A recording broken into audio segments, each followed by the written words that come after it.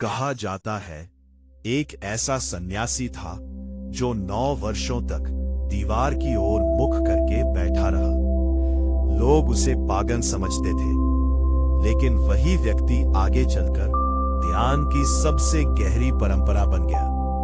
उसका नाम था बोधि धर्म। बहुत समय पहले दक्षिण भारत की भूमि पर एक राजकुमार जन्मा। कुछ कथाएं कहती हैं वह किसी राजा का पुत्र था। महल में सब कुछ था, वैभव, सत्ता, सोना, सेवक, लेकिन उसके भीतर एक अजीब खालीपन था। जब दूसरे लोग भविष्य के सपने देखते थे, वह मौन को देखता था। रातों में महल की छत पर बैठकर आकाश को घंटों निहारता। उसे लगता, क्या जीवन केवल इतना ही है? धीरे धीरे उसके भीतर प्रश्न जलने लगे। मैं कौन हूं? मन क्या है? सत्य कहां है? एक दिन उसकी मुलाकात एक महान बौद्ध गुरु से हुई। गुरु ने उसकी आंखों में देखा और समझ गए, ये युवक संसार के लिए नहीं बना। उन्होंने कहा, यदि सत्य चाहिए तो स्वयं को खोना पड़ेगा। वह वाक्य उसके भीतर उतर गया। धीरे धीरे उसने राजमहल छोड़ दिया। ना मुकुट, ना धन, ना पहचान। अब केवल एक भिक्षु था जो सत्य की खोज में निकल चुका था। उस दिन से उसे नया नाम मिला, बोधि धर्म। कहा जाता है एक रात उन्होंने समुद्र पार करने का निर्णय लिया। तूफानी हवाएं, विशाल लहरें, अंधेरा आकाश। उनके भीतर डर नहीं था, क्योंकि जिसने स्वयं को छोड़ दिया हो उसे खोने का भय नहीं रहता। महीनों की यात्रा के बाद वे चीन पहुंचे। उस समय चीन में बौद्ध धर्म तो था, लेकिन ध्यान की गहराई खो चुकी थी। लोग ग्रंथ पढ़ रहे थे, मंत्र दोहरा रहे थे, लेकिन भीतर मौन नहीं था।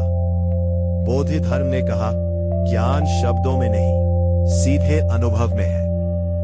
चीन के सम्राट ने उनके बारे में सुना और उन्हें महल बुलाया।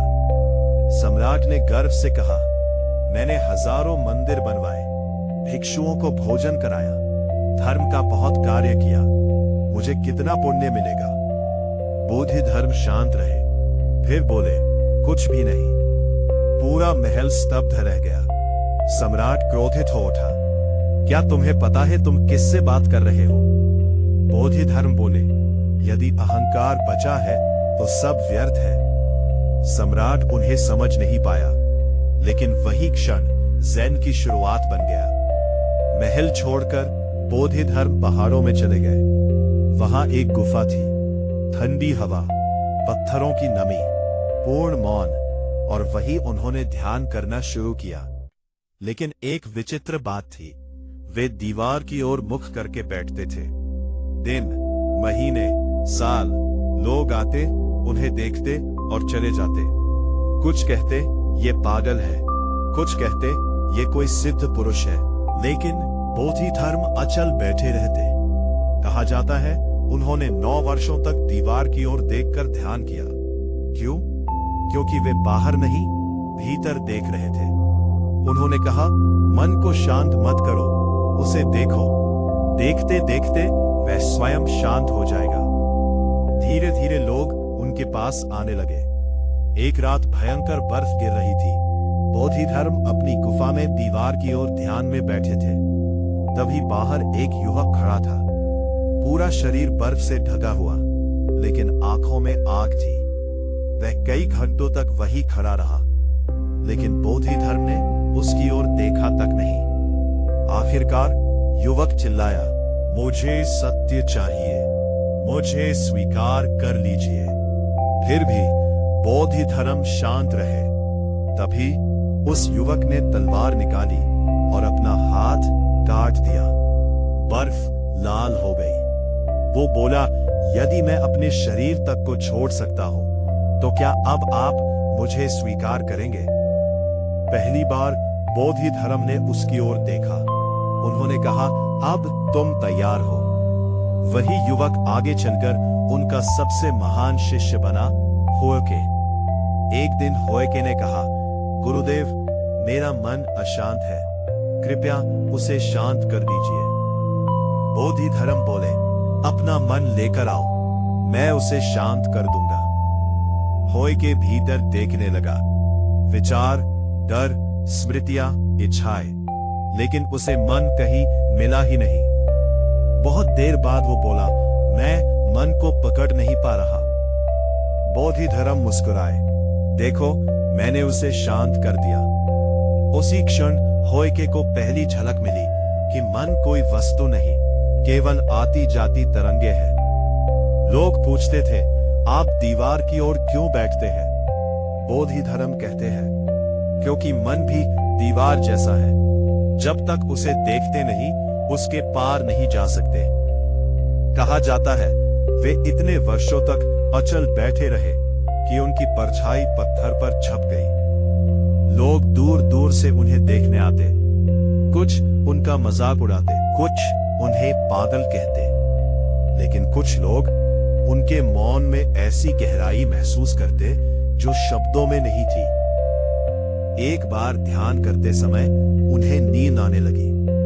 उन्होंने देखा मन बार बार अचेतना में गिर रहा है। तब उन्होंने अपनी पलकों को काटकर फेंक दिया और कहा, साधक को जागना होगा।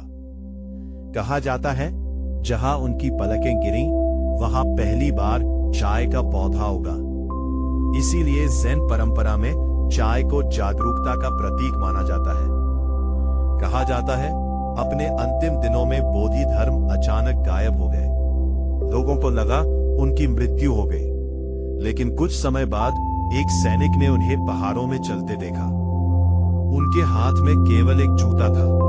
सैनिक ने पूछा, गुरुदेव आप कहां जा रहे हैं? बोधिधर्म मुस्कुराए, जहां से आया था वही लौट रहा हूं।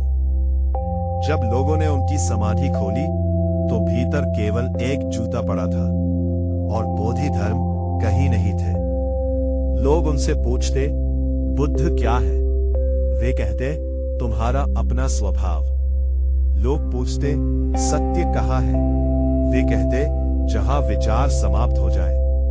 लोग पूछते, मुक्ति कैसे मिले?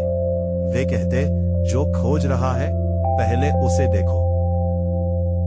बोधिधर्म ने कभी बड़े मंदिर नहीं बनाए, उन्होंने कोई नया धर्म भी नहीं बनाया।